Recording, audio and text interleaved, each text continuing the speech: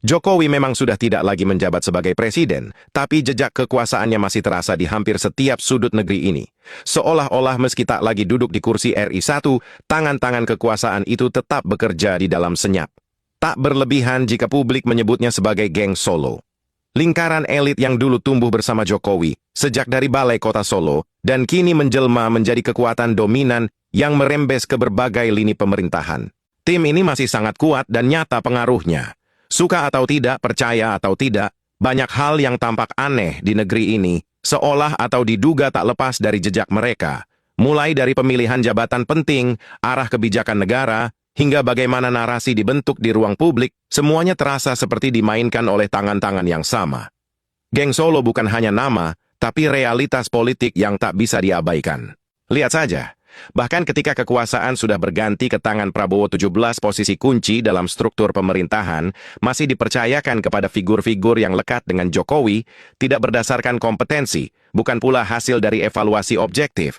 Bahkan lucunya bukan orang-orang Prabowo sendiri yang dipilih, tapi masih juga orang-orangnya Jokowi. Dan itu pun bisa dipahami tanpa Jokowi. Prabowo tak pernah menang 2 kali, dan saat akhirnya menang pun tetap karena restu Jokowi.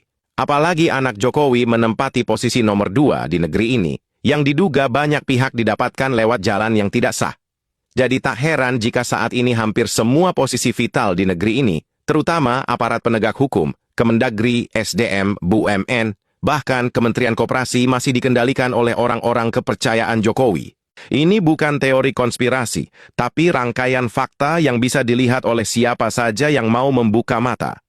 Kekuasaan seperti ini tak benar-benar berpindah tangan, ia hanya berganti wajah. Namun seperti kekuasaan besar lainnya, geng ini punya titik lemah.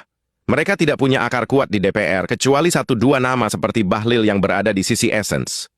Nyaris tak ada figur kunci dari geng Solo yang bisa mengunci manuver politik di Senayan. Sementara itu, partai-partai besar seperti Golkar, Gerindra, PDIP, PKB, bahkan Nasdem dan Demokrat pun tidak selamanya bisa dikendalikan.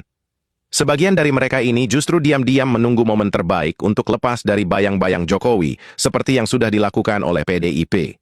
Padahal secara struktur, DPR dan pemerintah adalah satu koalisi, mayoritas parlemen dikuasai koalisi merah putih yang seharusnya menjadi mitra kritis pemerintah, namun yang terjadi malah saling menyuapi kekuasaan. Mereka melupakan tugas utama sebagai pengawas rakyat tanpa oposisi yang nyata. Demokrasi berubah jadi panggung kosong. Apa bedanya dengan sistem?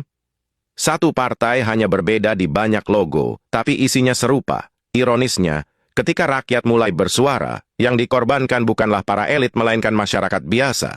DPR bisa saja kabur dari konflik, lalu membiarkan aparat dan rakyat berhadap-hadapan seperti biasa. Elit bersih-bersih tangan, rakyat jadi tumbal. Dan begitulah siklus itu terus berulang, dan rezim ke rezim hanya berganti tokoh, tapi dengan pola yang sama. Nah, yang lebih menyakitkan, gerakan rakyat yang seharusnya murni malah sering disusupi dan ditunggangi oleh kepentingan elit lainnya. Tanpa pemimpin yang jelas, tanpa arah yang konkret, suara rakyat pun bisa dibelokkan lagi untuk mendukung kepentingan yang dulu mereka lawan, dan kita pun kembali ke titik awal.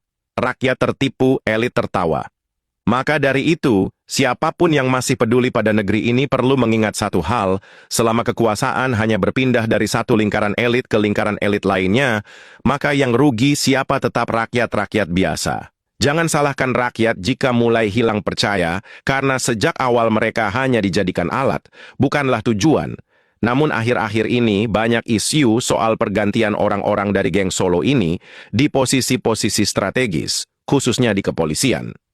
Dalam beberapa waktu terakhir, rumor pergantian Kapolri Jenderal Listio Sigit Prabowo lagi-lagi mencuat ke permukaan. Hal ini pun memicu berbagai spekulasi di kalangan pengamat politik hingga masyarakat luas.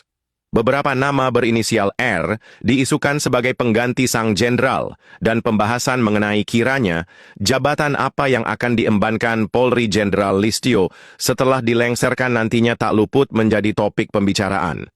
Rumor ini juga diperkuat dengan beredarnya rekaman yang diduga mirip dengan suara mantan Presiden SBY yang memarahi Kapolri. Selain itu, sebulan lalu candaan Pak Prabowo dalam sebuah pidato yang menyinggung mengenai pergantian Kapolri seolah mengindikasikan bahwa usul soal pergantian ini telah cukup lama menjadi bagian dari diskusi internal di pemerintahan.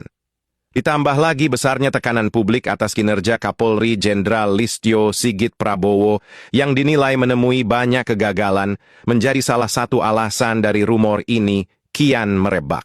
Dimulai dari kasus-kasus yang melibatkan oknum anggota Polri, memuncaknya premanisme kasus narkoba yang belum sepenuhnya efektif ditangani hingga permasalahan pelik judi online yang telah merugikan sebagian besar masyarakat.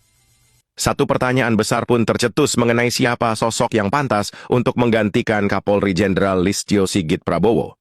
Bermula dari salah satu unggahan pegiat media sosial Ali Furqon S. Asyari di akun Facebook pribadinya yang menyebutkan bahwa calon Kapolri baru memiliki inisial R.